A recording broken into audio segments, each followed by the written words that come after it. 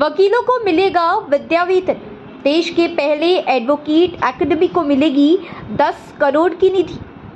वकालत के क्षेत्र में आने वाले नए वकीलों को देश के पहले एडवोकेट अकादमी और रिसर्च सेंटर महाराष्ट्र में शुरू करने का निर्णय महायुति सरकार ने लिया है। हाल ही में तलोजा में इसका भूमि पूजन उप मुख्यमंत्री देवेंद्र फडणवीस के हाथों से संपन्न हुआ।